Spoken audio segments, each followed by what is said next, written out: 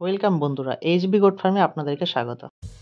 বন্ধুরা, ছাগল পালন বা গরু পালন করতে গেলেই যে বিরাট একটা ঘর দরকার, প্রচুর টাকা ইনভেস্ট দরকার তা কিন্তু নয়।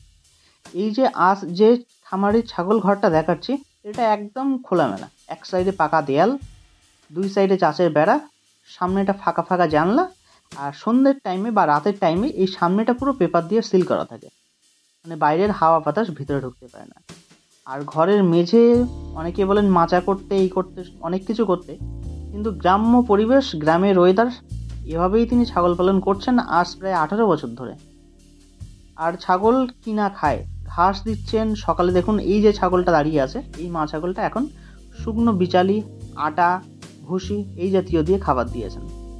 যখন যেমন পেরে উঠছেন তিনি তখন সেইভাবেই ছাগল পালন করছেন। দিনের বেলা যদি কাজ থাকে তখন ছাগল পালন করছেন আটা ভুসি দিয়ে, আর যখন ফ্রি সময় থাকছে তখন ঘাস কেটে এনে দিচ্ছেন।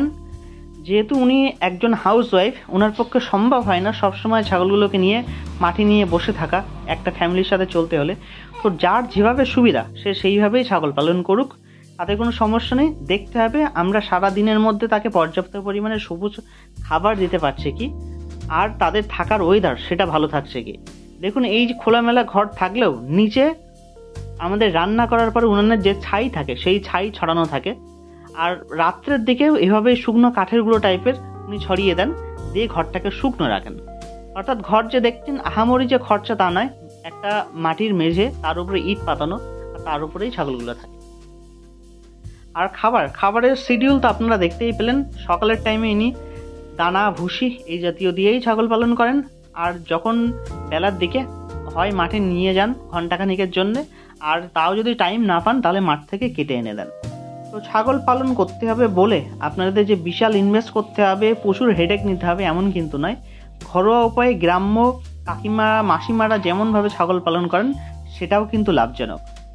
এভাবেও বছর শেষে যদি কেউ 5টা থেকে 10টা ছাগল, খাসি মেয়ে সব মিলিয়ে যদি বিক্রি করতে পারেন তাহলেও কিন্তু লাভ। শুধু যে খাসি বিক্রি করতেই হবে তা এই কিন্তু কোনো মানে নেই, ছাগল বিক্রি হলেই ফার্মের প্রফিট।